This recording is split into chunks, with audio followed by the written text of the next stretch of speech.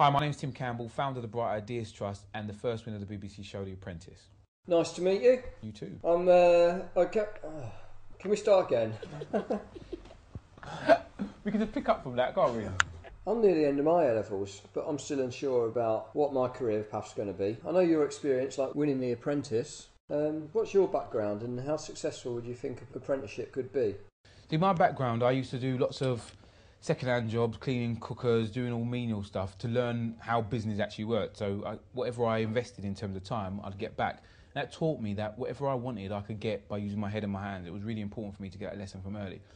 But what I found very quickly is that when I worked for Sir Alan, the real way to make money and be successful is to have a really good idea you're passionate about and focus on that, because business is difficult. Even just working as an employee is difficult. And if you're not really enthused about it, come Monday morning, a sickie comes in, you're not interested, you don't want to go to work. Life's too short, basically. You've got, now at this time when you're just thinking about what to do, you've got a perfect opportunity where you're surrounded by people who want to support you. Use that wisely, because very soon you'll go out into the big wide world and not many people will really care, to be perfectly frank, because it's a competitive environment. What you've got now is the opportunity to really say, I'm going to be X, and that could be a doctor, a lawyer, accountant, and actually make that happen. I really envy people like that, because I still today don't know what I want to do. But I don't think that's a bad thing. And if you're in a situation where you don't know what to do, don't see it as a negative, because I've been allowed to have lots of different experiences because I haven't shut off everything and I've said, I just want to do this.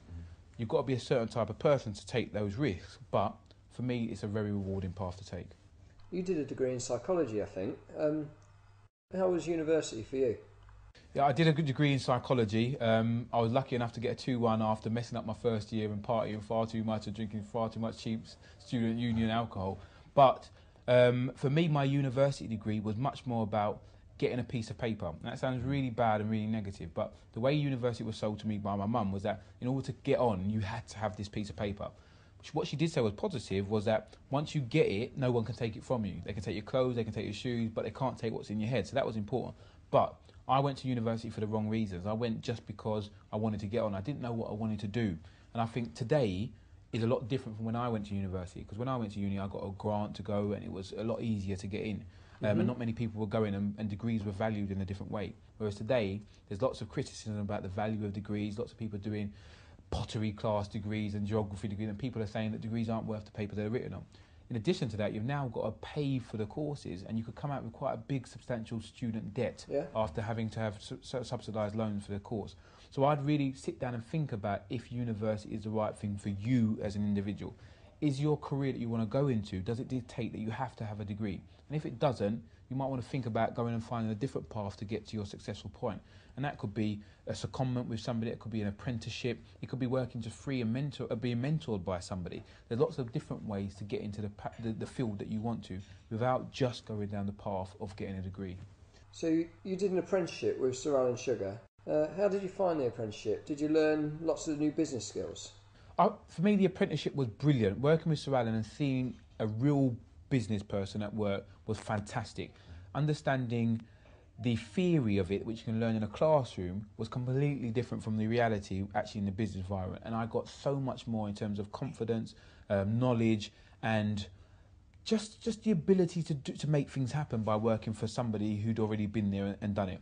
University was brilliant in terms of it taught me how to be independent, to stand on my own 2 feet, and how to research information and then how to put it into a tangible, logical form where somebody can have a reasoned argument. However, the stuff that I learned at university, you could ask me questions on it now and I probably wouldn't be able to tell you. And all I'm saying is that university is only one path. Lots of people think that's the only way to be successful. You've got to have a degree, etc. In a competitive environment, lots of more people do have degrees, but there's no point getting a degree that doesn't mean anything and wasting 3 years of your time. You've got to see your time as an investment.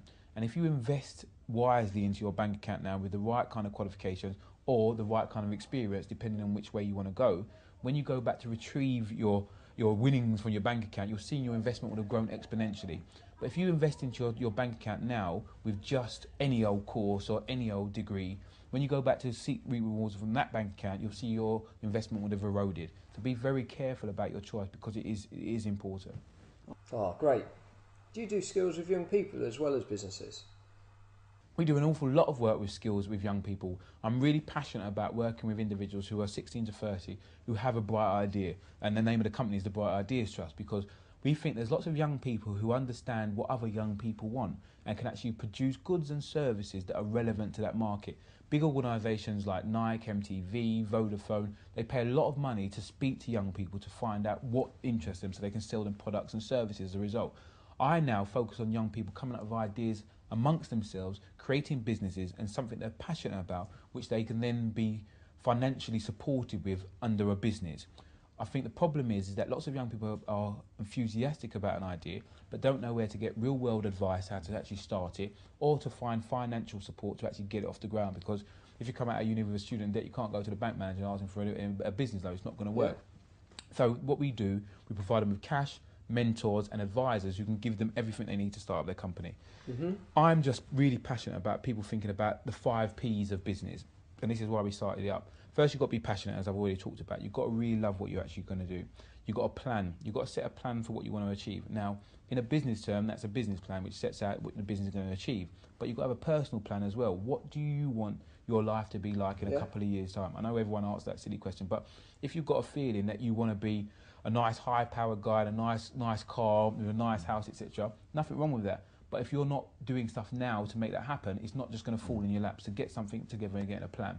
The third one's partnerships, and that's about finding people who can assist you to get where you want a lot quicker. A lot of people will tell you that no man's an island, and it's so very true, particularly in business, but also in what you're going to do. Find a teacher, a mentor, somebody who can give you the assistance you need to get to where you aim to go to. Perseverance is the next one. Everything we do in life is going to be hard. You're going to fall over, you're going to scrape your knee, but you've got to just get up and then go on and try again.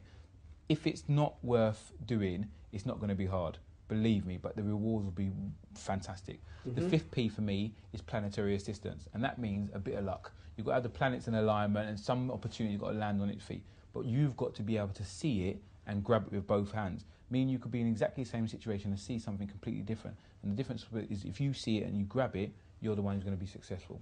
If you implement those 5 Ps, you should be all right. Well, that's great advice. Thanks very much for your time.